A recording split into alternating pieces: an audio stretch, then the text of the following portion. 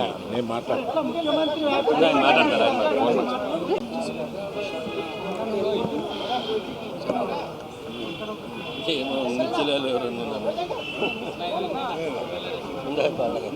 దయచేసి అర్థం చేసుకోండి, దయచేసి అర్థం చేసుకోండి. ఇంకా గట్టిగానా అరుస్తున్నాను?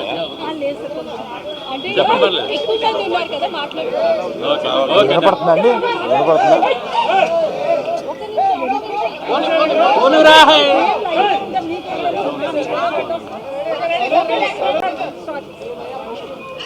దయచేసి అర్థం చేసుకోండి. ఈ మీటింగ్కి ముందు లాయర్స్ మాట్లాడారు.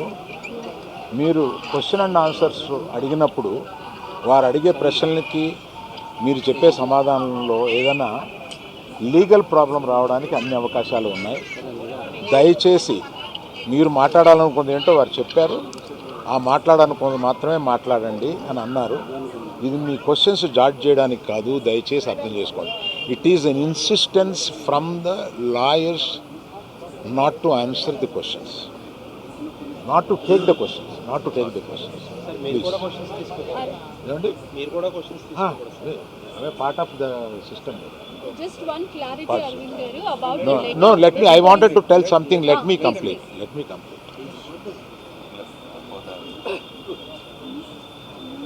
ఒక ఆల్ ఇండియాలో ఈ కలెక్షన్స్ బ్రేక్ చేసిన సినిమాలో తన కష్టం, ఆ సినిమాకి అంత కలెక్షన్స్ రావడం, ఇవన్నీ చేసిన ఒక సినిమాకి అతను వెళ్ళి మొదటి షోలో తను కూర్చొని జనం దీన్ని ఎంత అప్రిషియేట్ చేస్తున్నారు, తనని ఎలా రిసీవ్ చేసుకున్నారు అని చూసుకునే అదృష్టం లేకపోయింది. Because of an unfortunate incident he had to come back.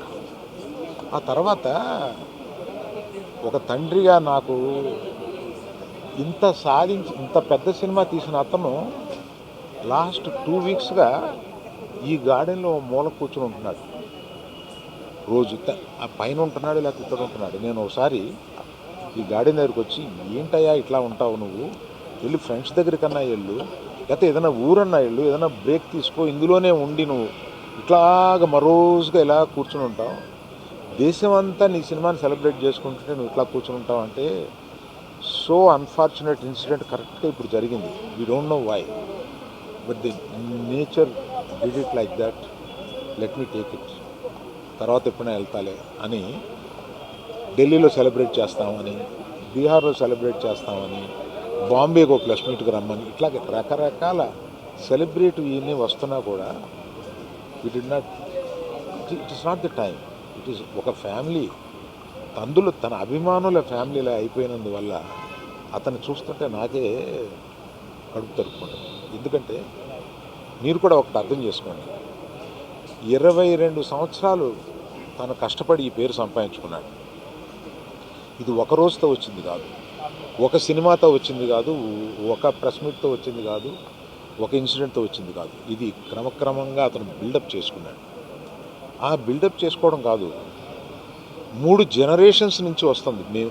మీరు ఎప్పుడైనా 3 జనరేషన్స్ని చూశారు? ఎప్పుడైనా మేము ఇట్లాంటి బ్లేమ్ తీసుకున్నాము, మేము ఇలా బిహేవ్ చేస్తాము, ఇలా ఇర్రేషనల్గా ఉంటాము? మీరే అర్థం చేసుకోండి.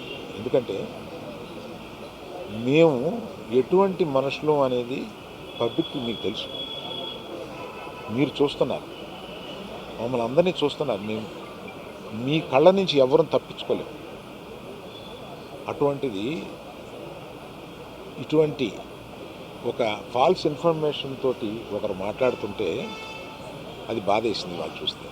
కనుక ఈ క్లారిఫికేషన్ ఇవ్వాలని అతను అన్నప్పుడు తప్పనిసరిగా ఈ క్లారిఫికేషన్లో లీగల్ అబ్జెక్షన్స్ ఏమైనా ఉన్నాయని కనుక్కొని లేవు అని తెలిసిన తర్వాత ఈ క్లారిఫికేషన్ ఇచ్చారు. దయచేసి ప్రెస్ వారు, ప్రజలు మీరంతా ఆదరిస్తే, మీ అభిమానంతో పైకి వచ్చిన కుటుంబం మేము, ఆ అభిమానాన్ని అర్థం చేసుకుని ఇలాగే కంటిన్యూ చేయమని నేను కోరుతున్నాను. సార్ అబ్బాయి ట్రీట్మెంట్కి సంబంధించిన చెప్తారా? అబ్బాయికి మెడిసిన్స్ కానీ ఏమైనా ఇస్తున్నారా? అక్కడ అయ్యే ఖర్చులు మీరు భరిస్తున్నారా?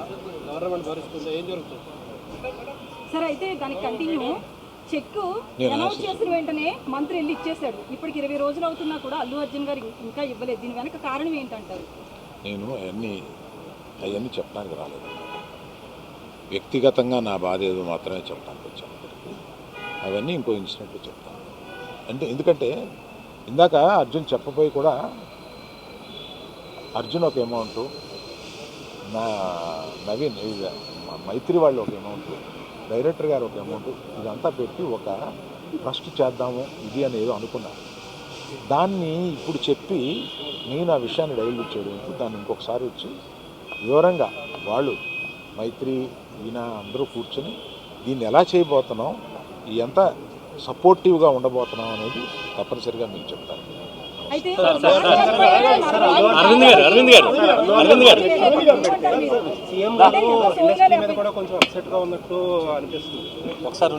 గారు one clarity about the case. మూడు తరాలుగా మీరు సినిమాలో ఉన్నారు. అసెంబ్లీలో ఒక హీరో గురించి ముఖ్యమంత్రి మాట్లాడడం అలా చూస్తారు. Of the record sir camera